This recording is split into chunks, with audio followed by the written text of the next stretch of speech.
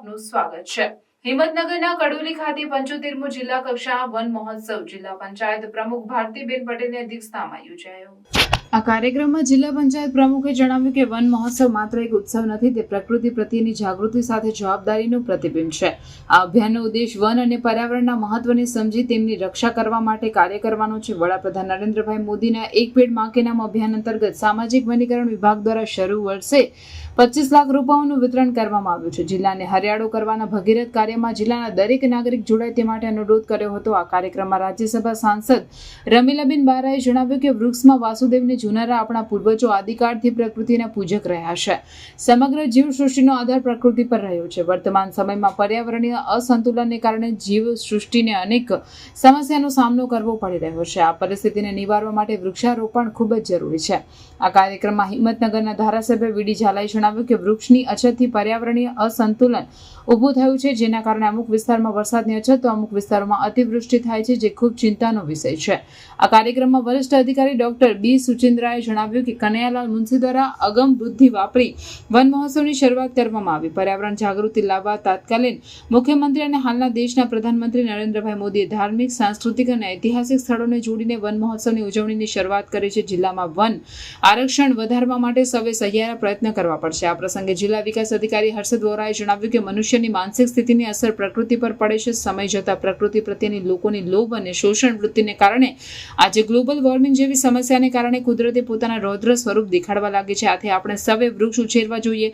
કામગીરી કરનારને સન્માનિત કરવામાં આવ્યા। સાથે જિલ્લા કક્ષાની ઉજવણી નિમિત્તે માતૃવન નિર્માણનું ઉદ્ઘાટન કરી 500 વૃક્ષોનું વૃક્ષારોપણ કરવામાં આવ્યું। ગ્રીન એમ્બેસેડર દ્વારા વૃક્ષોને રાખડી બાંધી હતી। આ કાર્યક્રમમાં તાલુકા પંચાયત પ્રમુખ ભૂમિકાબેન પટેલ, જિલ્લા પંચાયત સદસ્ય પાર્થ પરમાર, આરોગ્ય સમિતિના ચેરમેન અનસુયાબેન ગામેતી, તાલુકા પંચાયત સદસ્ય હિતેશકુમાર પટેલ, નાયબ વન સંરક્ષક હર્ષ ઠક્કર, નાયબ વન સંરક્ષક SD પટેલ, પ્રાંત અધિકારી પાર્થ ગોસ્વામી, અગ્રણી કનુભાઈ પટેલ, અગ્રણી વિજયભાઈ પંડ્યા, વિવિધ સંસ્થાના પ્રતિનિધિઓ તેમજ પર્યાવરણ પ્રેમીઓ ઉપસ્થિત રહ્યા હતા। રિપોર્ટર ગુણવંતભાઈ બેરણા।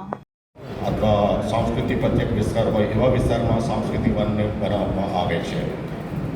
23મો અને 75મો વન મહોત્સવ દરમિયાન રાજ્યના મુખ્યમંત્રી શ્રી ભૂપેન્દ્રભાઈ પટેલજી દ્વારા 23મો સાંસ્કૃતિક વનને દ્વારકા ખાતે हरसिद्धि वनने खुला મૂકવામાં આવી। इस तरीके से हम इतिहास में हमारी बहुत सारी दाखला है कि हम किस तरीके से वन, वन्य प्राणी और पर्यावरण को हम संरक्षण करते हैं। वन विभाग द्वारा इस अभिगम को અને હોમિયોપેથીની ચિકિત્સા પણ અમારી ઋષિમુનિઓ દ્વારા ઇતિહાસમાં જોવા મળે છે અને આજે પણ આ ચિકિત્સા દ્વારા ટ્રીટમેન્ટ થાય છે।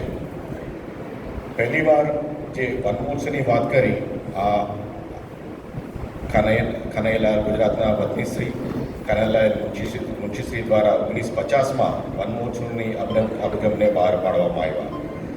ત્યારથી લઈને આજના સુધી અને વિશ્વપ્રિય વડાપ્રધાન શ્રી નરેન્દ્રભાઈ મોદીજી દ્વારા પણ આ વન સંરક્ષણ, વન્ય પ્રાણી સંરક્ષણ અને પર્યાવરણને સંરક્ષણ માટે ખૂબ મહત્ત્વની કાર્યક્રમો બહાર પાડવામાં આવ્યા।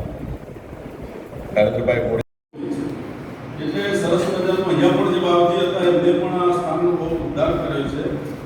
એમની પાસે પણ હું આવતો તે વખતે, એટલે આ સરસ મજાનું ગામ છે અને એટલે જ આ ટ્રસ્ટની માગણી અને ગામની માગણીને માટે આપણી રાજ્યના મુખ્યમંત્રી ભૂપેન્દ્રભાઈ પટેલ સાહેબે અહીંયા ગોપાલ નદી ઉપર સપ્તેશ્વરને જોડતો 14 કરોડનો બ્રિજ પણ સરકારે મંજૂર કર્યો, આપણી સરકારે। જેથી કરીને બધા ધામ છે, જે ધામ સપ્તેશ્વર પણ એક ધામ છે, મોટું ધામ છે। મને કહેતા આનંદ થાય છે કે સપ્તેશ્વર જે ધામ છે એને પણ મહેસાણા જિલ્લા અને આપણા જિલ્લાને જોડવા માટે અત્યારે સ્વર્ગસ્થ કાંતારામ પટેલ નથી, એ ગુજરી ગયા છે, પણ એ પણ મિનિસ્ટર હતા, હું પણ અહીંથી મિનિસ્ટર હતો સાબરકાંઠા જિલ્લામાંથી, અને અમે બંનેની માગણીથી જે તે વખતે સરકારે એ બ્રિજ મંજૂર કરેલો છે સપ્તેશ્વરનો।